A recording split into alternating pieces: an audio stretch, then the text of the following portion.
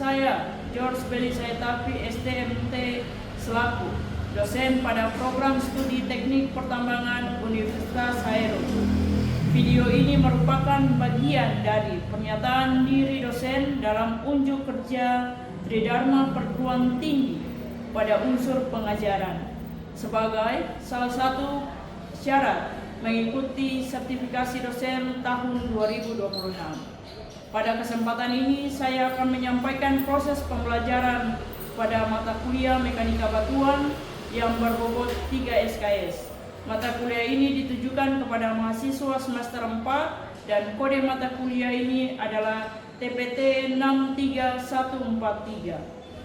Setelah mengikuti perkuliahan ini, mahasiswa diharapkan mampu memahami pengetahuan dasar batuan sebagai material rekayasa, properti batuan, merancang dan melakukan eksperimen in situ maupun uji laboratorium, mengklasifikasikan massa batuan, dan menerapkan kestabilan pada massa batuan.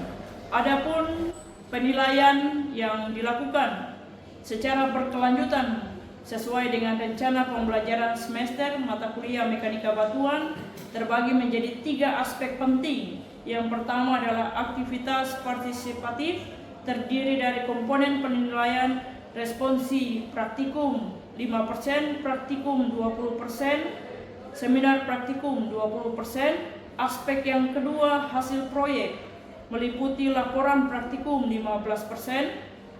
Dan aspek yang terakhir pengetahuan, terdiri dari komponen tugas 7%, kehadiran 5%, ujian tengah semester 13%, ujian akhir semester 15%. Selanjutnya akan ditampilkan cuplikan proses pembelajaran materi ajar, yakni analisis tegangan dan regangan dalam 2 dimensi, yang merupakan pelaksanaan kegiatan belajar sesuai dengan rencana pembelajaran semester. Semoga video ini dapat memberikan gambaran mengenai pelaksanaan pembelajaran yang saya lakukan dalam mendukung peningkatan mutu pendidikan tinggi. Terima kasih. Selamat pagi. Bagaimana kabar, sehat-sehat?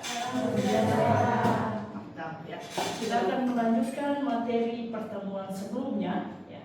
Jadi apakah saudara masih ingat materi pada pertemuan pertama? Masih. Tentang apa itu materi tersebut? Ruang lingkup mekanika batuan. Detailnya seperti apa? Izin menjawab, Pak. Iya, silakan izin ya. Pengantar geologi, kemudian ada batuan, sifat-sifat batuan, dan juga termasuk dengan identitas batuan, Pak. Identitas batuannya, lebih detailnya adalah identitas mekanika batuan. Oke. Ada yang masih ingat identitas mekanika batuan? Ya Pak. Silakan Royce. Ya Pak, terkait dengan identitas batuan, kemarin sesuai dengan materi yang Pak jelaskan di pertemuan sebelumnya, itu ada 5 identitas Pak. Yang pertama ada tegangan dan regangan, yang dimana untuk tegangan dan regangan ini dia menjelaskan tentang bagaimana batuan tersebut merespon sebuah gaya yang diberikan.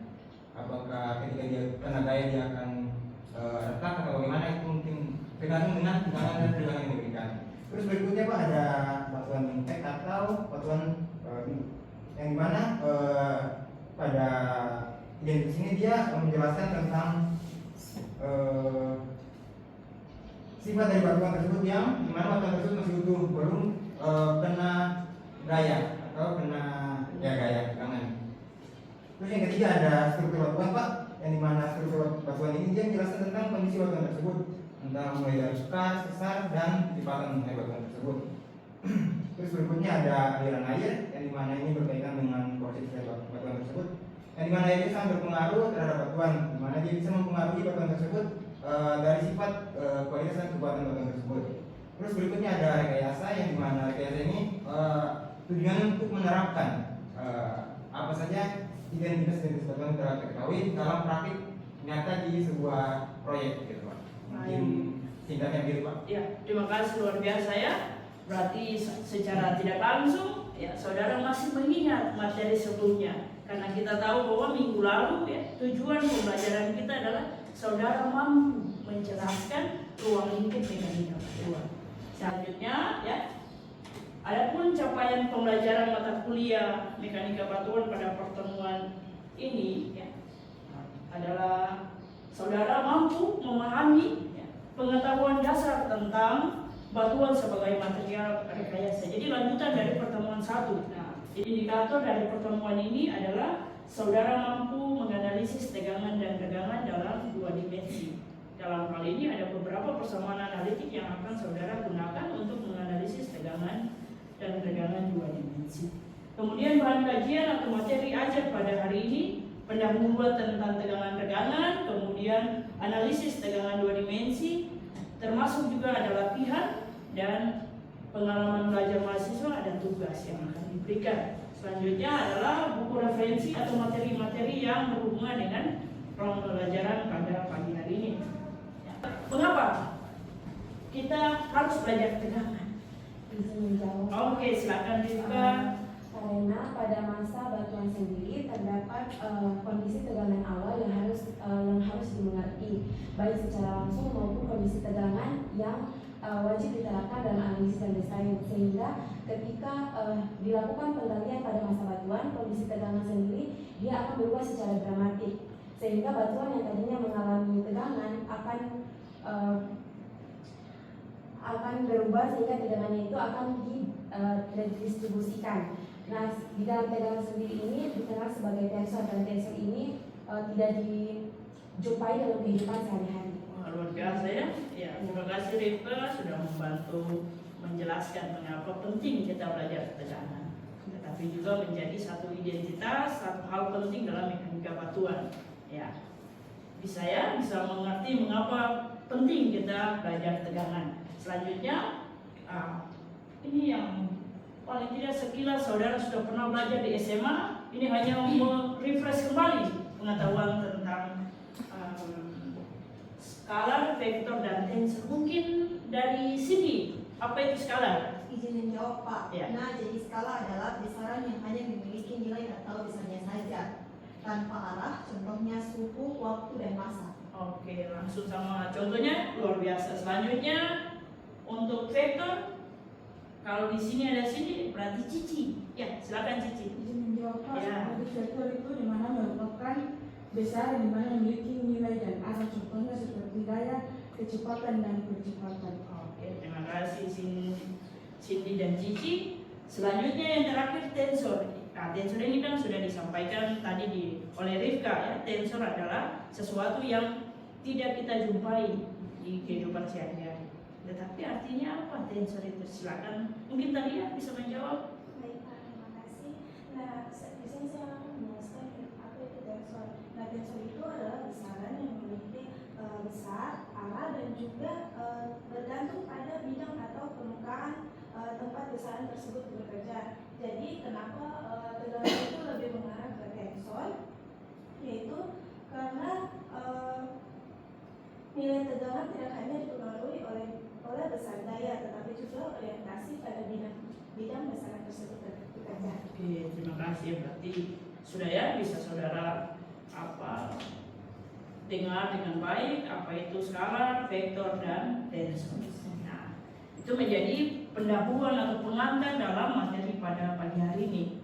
Nah, kita lanjut kepada materi yang inti ya.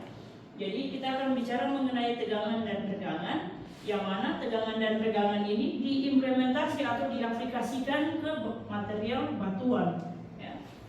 Jadi misalkan kita punya sebuah contoh batuan ya, yang mana titik tengahnya sebesar mm, ya. Kemudian panjang contoh batuan itu sebesar L, ya. Akan kita beri gaya tarik ya, gaya tarik. Jadi kalau filosofinya saudara membayangkan karet ya, sebuah karet saudara tarik gitu kan. Nah, ada karet yang kembali, tapi ada karet yang berubah bentuknya. Yang filosofi itu menjadi bagian dalam pengujian di mekanika batuan. Nah, selanjutnya gaya tarik ya sebesar P.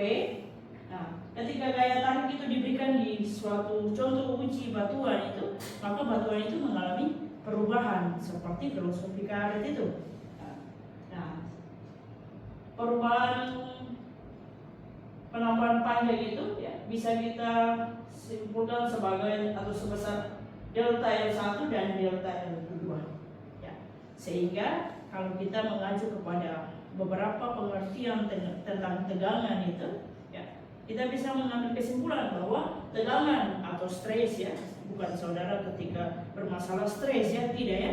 Tegangan atau stres adalah gaya yang kita berikan pada contoh uji dibagi luas penampang contoh uji yang mengalami tegangan itu. Atau bisa secara matematis kita rumuskan sebagai sigma sama dengan P dibagi A. Ya, itu rumus awalnya, rumus paling sederhana dari menghitung tegangan.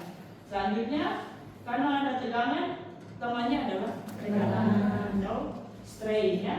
Strain ini adalah pertambahan panjang dari contoh uji yang dibagi dengan panjang bangunan. Jadi kalau kita lihat di sini, panjang contoh uji adalah L. Kemudian karena mengalami gaya P, ya, mengalami penambahan panjang ya, sebesar delta L1 dan delta L2, sehingga secara tidak langsung strain atau regangan kita bisa tuliskan dalam sebuah persamaan epsilon sama dengan delta L dibagi L, di mana delta L itu adalah penambahan panjang delta L1 dan delta L2. Bisa ya, saudara bisa memahami secara sederhana apa itu tegangan dan regangan ya. Selanjutnya ya. Nah, kita bicara tentang material batu ini ya. Dalam beberapa pengujian ada material yang ketika diberikan tegangan ya, material itu akan pecah secara lurus atau sempurna ya, atau penampang tegar. Ada juga dalam beberapa kasus yang kami temui di laboratorium itu penampangnya tidak tegak atau penampang miring ya. Sehingga penting kita mengetahui tegangan yang bekerja pada material batu dengan penampang tegak dan penampang miring. Nah, berikut ya, misalnya kita punya contoh batu ya, daerah tengah yang mengalami tegangan ya. Ini daerah yang patah atau pecah akibat tegangan. Selanjutnya diberikan gaya P. Nah, gaya yang atau tempat atau sampel batuan yang mengalami pecah ini sebesar P. Nah, kita bisa hitung dengan sigma sama dengan P dibagi A. Itu kalau catatannya material pecahnya tegak, ya. Tetapi kalau material pecahnya dalam penampang miring, ini berarti ada tambahan beberapa persamaan ya. Nah, misalnya kita punya penampang miring seperti ini, ya. Diberikan gaya P ya.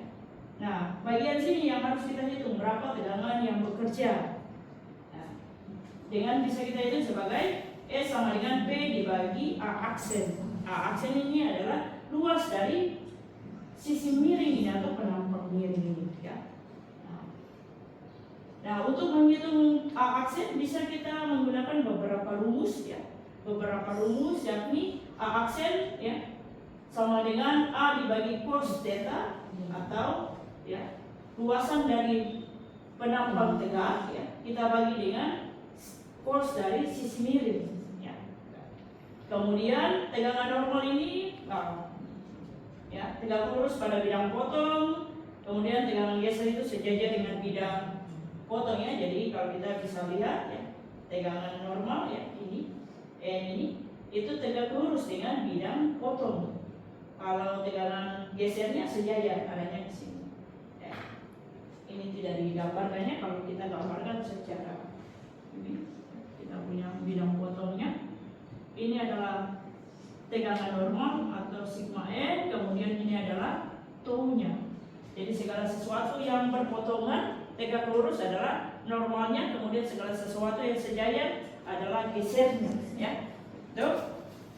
Nah, jadi kita bisa hitung bahwa S sama dengan P dibagi A aksen atau A aksen kita substitusi ya A per cos theta, sehingga S kita bisa hitung sebagai sigma dikali cos theta ya. Nah, tuh. Dan beberapa persamaannya. Jadi tegangan normal akan maksimum di sudut 0 derajat, kemudian tegangan geser maksimum di sudut 45 derajat. Nah, untuk lebih memahami penampang miring dan penampang tegak ini, saya punya satu contoh dari hasil pengujian di laboratorium. Ya, nah ini contoh pemboran kami di salah satu perusahaan di Halmahera. Nah, jadi saudara bisa melihat hasil coring ini. Ya, akan kita hitung berapa nilai luas penampang miringnya. Ya, jadi kalau kita pertama yang harus kita ketahui ya adalah kita punya contoh bentukannya seperti ini. Jadi kalau kita ukur, ya, kita ukur pertama berapa panjangnya, ya, kita ukur panjangnya, ya, panjang sampai ke sisi yang tidak miring, ya. Nah, sehingga kita dapat 12, ya, kita dapat ini, yang sini 12 cm. Kemudian selanjutnya kita hitung tetanya atau sudut dari sisi miringnya. Ya, saudara bisa melihat ya. Coba, Rohit, berapa sudutnya? 70 derajat. Oke, terima kasih Rohit. Ya, berarti tetanya adalah 70 derajat. Sehingga kita bisa menghitung, ya, termasuk dengan kita menghitung berapa diameternya. Ya. Diameternya adalah kita lihat sini dapatnya 6, sehingga kita dapat 6 cm. Ya. Pertama kita hitung dulu luas A-nya ya, penampang tegaknya berarti A sama dengan ya, 12 cm kita kalikan dengan 6 cm. Berarti 72 ya, 72 cm kuadrat. Selanjutnya kita menggunakan persamaan A aksen sama dengan A dibagi cos theta, sehingga kita dapat A aksennya sama dengan A dibagi cos theta. Ya, kita lihat ini 30 derajat nih. Kita tahu bahwa cos theta adalah sisi di samping sudut ya, dibagi dengan sisi miring. Ya, tapi karena sudutnya diketahui, berarti kita langsung pakai A aksen sama dengan 72 cm kuadrat kita bagi dengan cos 70 derajat ya, cos 70 derajat. Nah, sehingga hasilnya adalah, nah, mungkin satu orang bantu hitung, saya tidak membawa kalkulator ya. 72 cm kuadrat kita bagi dengan cos 70 derajat.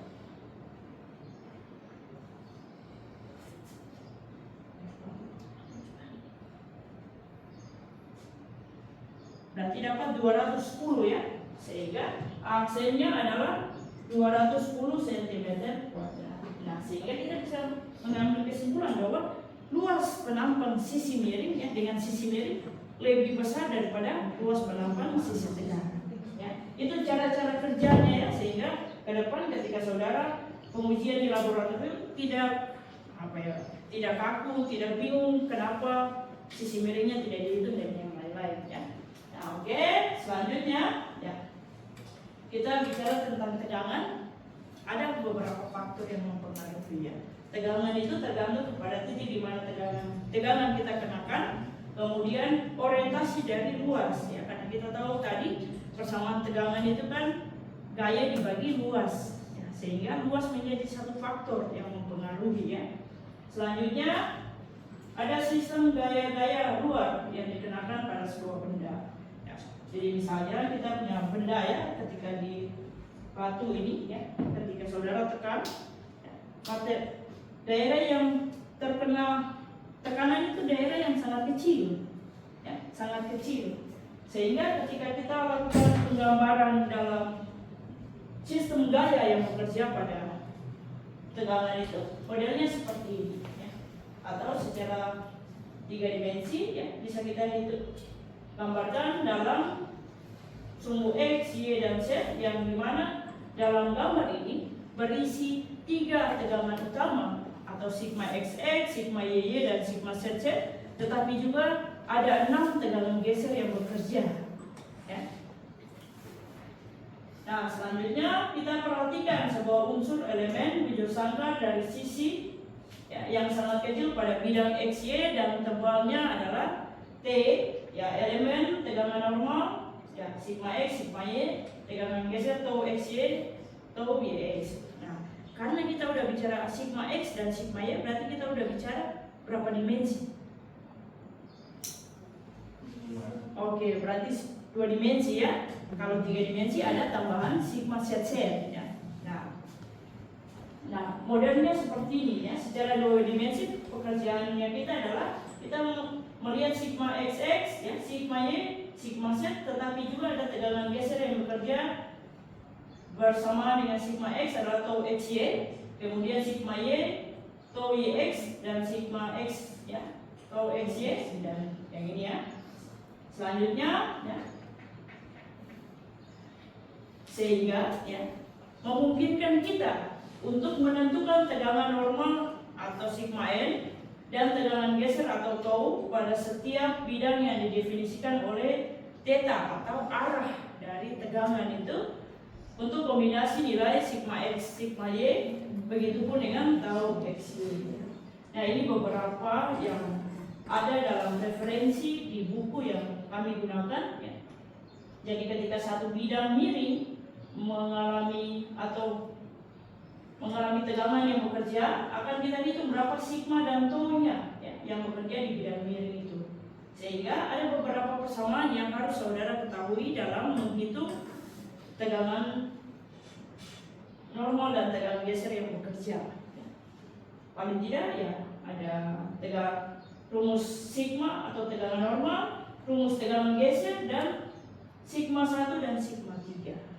Kalau bicara sigma 1 dan sigma 3 ini berarti kita bicara tegangan utama. Jadi dalam mekanika batuan ada yang kita sebut dengan tegangan utama. Tegangan utama terdiri dari 2, tegangan mayor dan tegangan minor. Sehingga sigma 1 itu menunjukkan tegangan mayor, sigma 3-nya menunjukkan tegangan minor.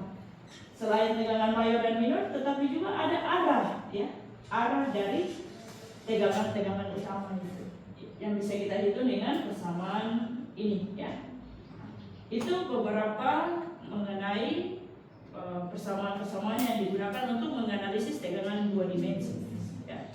Ya tidak lengkap ya kalau saudara hanya mendapatkan materi tentang persamaan-persamaan. Nah, berikut adalah ya, contoh soal yang sekiranya ya dari pembelajaran hari ini saudara bisa memahami dan mengerti, sehingga dalam pekerjaan selanjutnya ada pengalaman belajar mahasiswa itu tugas yang akan diberikan saudara bisa mengerjakan dengan baik. Jadi prinsip kerjanya ya, kita punya 2 pertanyaan. Yang pertama, saudara tentukan tegangan normal sigma n dan tegangan geser ke arah mana yang bekerja pada bidang C.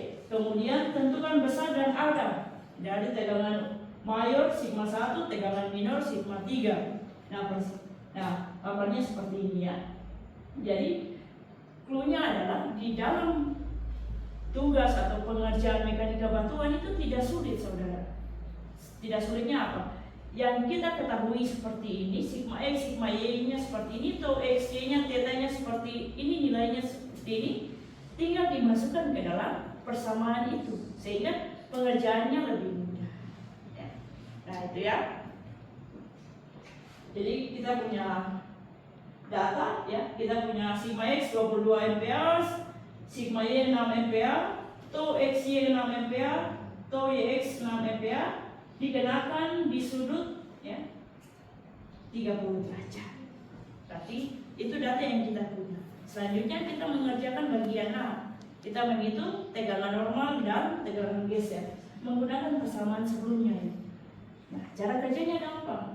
Tinggal saudara memasukkan atau mensubstitusi sigma x yang diketahui di soal ini ke dalam sini, kemudian dikerjakan. Ya, kita akan kerja sama-sama ya. Jadi sigma x, sigma y ya. Sigma x-nya adalah 22, sigma y 6, kemudian theta-nya 30 dikalikan 2 60 ya. Tau xy-nya adalah 6. Tinggal dimasukkan ke dalam persamaan. Selanjutnya kita lakukan perhitungan, kita dapat sigma besarnya adalah 23,196 megapascal ya. Kemudian tegangan gesernya ya, menggunakan persamaan ini sama ya, kita substitusi nilai sigma x, sigma y dan theta ke dalam persamaan, sehingga kita dapat tau-nya sama dengan min 3,928 megapascal ya. Segampang itu ya. Tapi saudara juga perlu memperhatikan tanda-tanda kurung yang ada dalam persamaan sehingga pengerjaannya bisa lebih baik, ya, lebih terarah. Nah, selanjutnya bagian bagian B-nya kita akan menghitung tegangan mayor dan minornya menggunakan satu persamaan ini. Ya. Nah, tinggal di substitusi sigma X, sigma Y-nya. Untuk sigma 1 kita menggunakan tanda positif, ya. Kemudian sigma 3-nya menggunakan tanda negatif. Sehingga kita dapat dari perhitungan ini, kita dapat sigma 1-nya sebesar 24 megapascal, sigma 3 4 megapascal. Kita udah dapat nih tegangan utamanya. Selanjutnya kita tentukan tegangan arah dari tegangan utama. Nah, kita tinggal menggunakan persamaan 2 theta, ya, tan min 1 2 tau XY dibagi sigma X kurang sigma Y. Disubstitusi masuk nilai-nilai yang diketahui di soal, sehingga kita dapat 2 theta 1 itu sebagai 36,87 atau theta 1 sama dengan 18,43 derajat. Theta 2-nya 108,43 derajat. Ya. Itu dari latihan hari ini. Mungkin ada pertanyaan? Ada yang mau bertanya?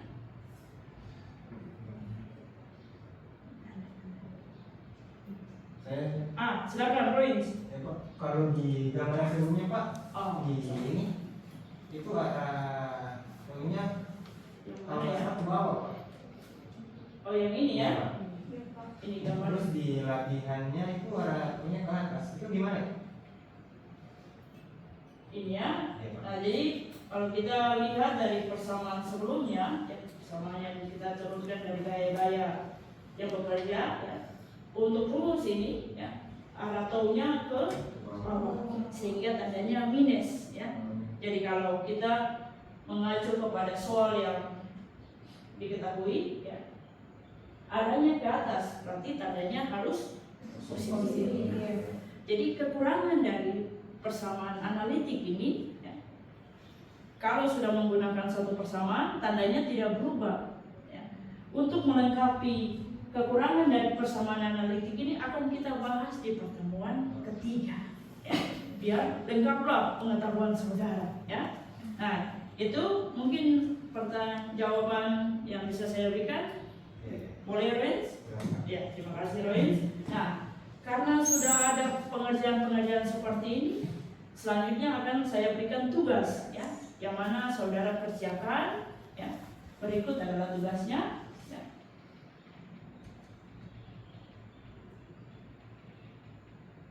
Ya, tugas, ya, lembar kerja mahasiswa yang kedua, kita udah punya 2 tugas, ya. Ya, jadi tugasnya adalah perhatikan tegangan 2 dimensi berikut dan temukan tegangan utama, prinsipal stres, dan arah dari tegangan yang dihasilkan. Nah, soalnya seperti ini, ya, sama, ya, seperti tugas sebelumnya. Terima kasih saudara sudah tepat waktu dalam pengumpulan tugas. Pengumpulan tugas itu setiap hari Selasa di jam 23:59 WIB di laman virtual class Universitas Hairul, ya. Jadi kalau saudara lewat dari waktu itu, saya minta maaf, tugasnya tidak diterima. Ya. Jadi hari ini kita telah belajar mengenai tegangan-tegangan, termasuk juga kita bisa menghitung tegangan normal, tegangan geser yang bekerja di bidang penampang tegak maupun penampang miring. Tetapi juga kita bisa menghitung tegangan utama, mayor dan tegangan minor, serta arahnya, arah dari tegangan mayor dan tegangan minor. Ya. Dan harapannya adalah saudara mampu menganalisis tegangan menggunakan konsep lingkaran Mohr. Ya. Itu demikian materi pada hari ini. Terima kasih atas perhatiannya. Semoga saudara dalam keadaan sehat selalu. Sampai berjumpa.